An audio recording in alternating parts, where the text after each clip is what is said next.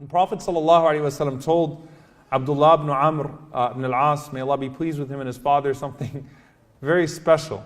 Abdullah ibn Amr ibn al-As, may Allah be pleased with them both.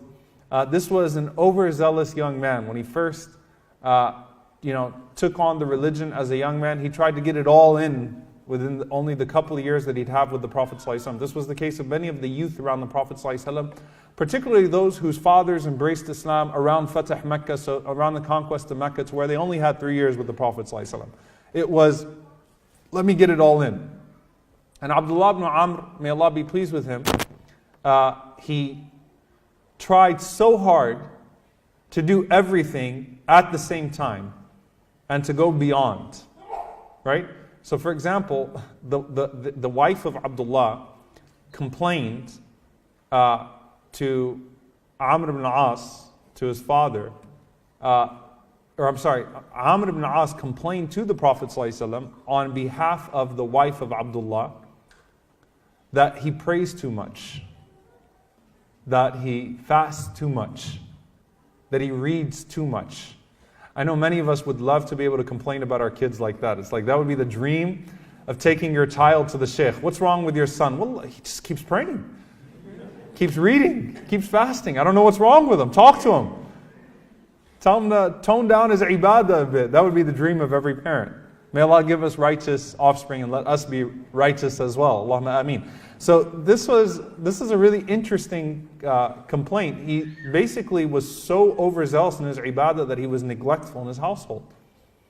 And so the Prophet ﷺ asked Abdullah's wife how he was as a husband, and she responded, "Huwa khayru abid." He's a very good worshipper. See, she didn't say he's a bad husband. MashaAllah, she's noble and generous. She said, he's a good worshipper, Ya Rasulullah. Because she wanted to speak nice of him, but still get the point across. And how great of a worshipper was this man? On his wedding night, you know that there's a sunnah of praying 2 rak'ahs together on your wedding night. On his wedding night, when he prayed the 2 rak'ahs, his 2 rak'ahs carried them all the way until Fajr. That's not normal, right? That's a very prolonged, that's not what the essence of the sunnah was supposed to be. So, huwa khayru abid, he's a great worshipper, but at the same time, there was an imbalance. And it's not just the imbalance in that the ibadah made him neglectful of other areas of his life.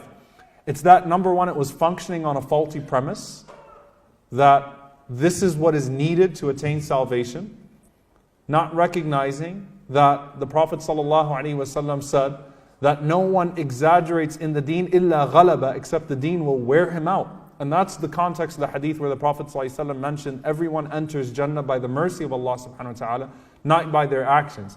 Not to say that you should be complacent with the mercy of Allah and not push yourself, but to say that when you push yourself, realize that it is not your actions that will attain your ultimate salvation, but your actions qualifying for the mercy of Allah subhanahu wa ta'ala. Therefore, you should act within that spirit.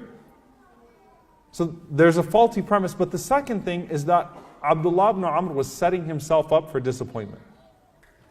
And that's why one of the advices that the Prophet ﷺ told him that he wished he would have heeded later on in life, he reflected on. He said, "La takun karajul kana yaqum al-layl fatarak." He said, don't be that person who used to pray Qiyam al-Layl and then he just left it all together. So you go from praying a lot of Qiyam al-Layl to not praying any at all, because it was an unreasonable expectation.